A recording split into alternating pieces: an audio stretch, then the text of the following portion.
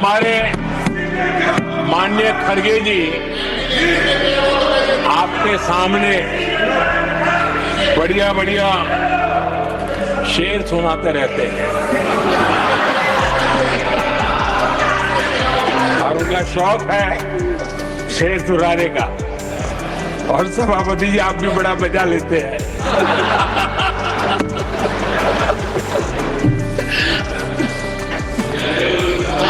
एक शेर मैंने भी कहीं पढ़ा था,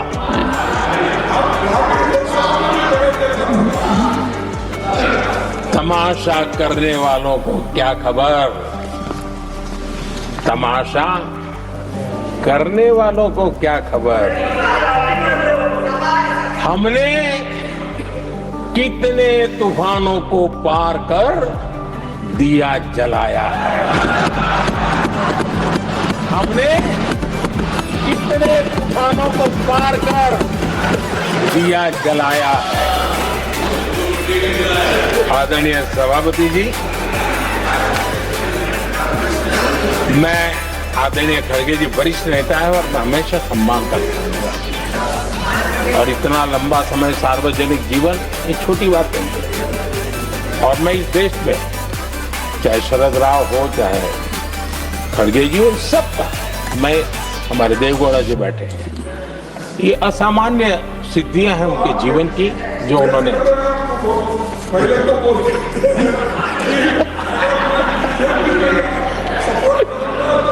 ऐसा है खड़गे जी, आपको आपके घर में तो ये बातें सुनने को नहीं मिलेगी, नहीं बताऊंगा।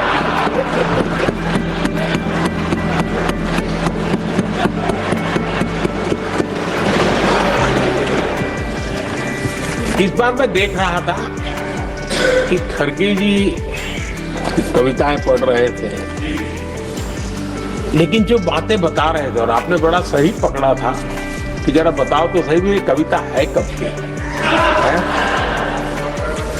उनको पता था, सभापति जी उनको पता था ये कविताएं कब की है।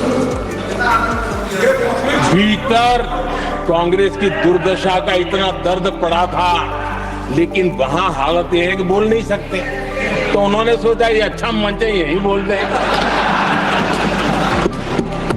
और इसलिए उन्होंने नीरज की कविता के माध्यम से उनके घर के हालात यहां प्रस्तुत किए।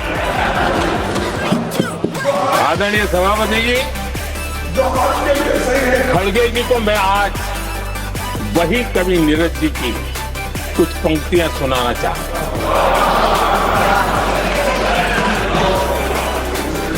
कांग्रेस सरकार का जो दौर था उस समय नीरज जी ने ये कविताएं लिखी थी और उसमें उन्होंने कहा था, है बहुत अंधियारा, है बहुत अंधियारा, अब सूरज निकलना चाहिए,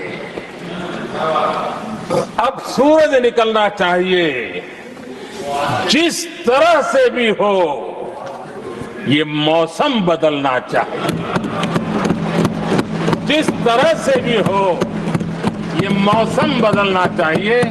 नीरज जी ने कांग्रेस के उस कालखंड में ये कविता कही। 1970 में जब कांग्रेस, अरे चारों तरफ कांग्रेस का राज चलता था, उस समय नीरज जी का एक और कविता संग्रह प्रकाशित हुआ था,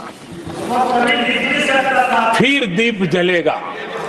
हरिवंश जी तो अभ्यासु हैं तो उनको भली भांति पता है, उस समय उनका यह संग्रह प्रसिद्ध हुआ था, फिर दीप जलेगा। उसमें उन्होंने कहा था, और ये बड़ा महत्वपूर्ण है, नीरज जी ने उस समय कहा था, मेरे देश उदास न हो। नीरज जी ने अपनी कविता में कहा था, मेरे देश उदास न हो, फिर दीप जलेगा, तिमिर ढलेगा, और हमारा सद्भाग्य देखिए, हमारे प्रेरणा पुरुष अटल बिहारी वाजपेयी जी ने भी 40 साल पहले कहा था, सूरज निकलेगा, अंधेरा छटेगा, कमल खिलेगा।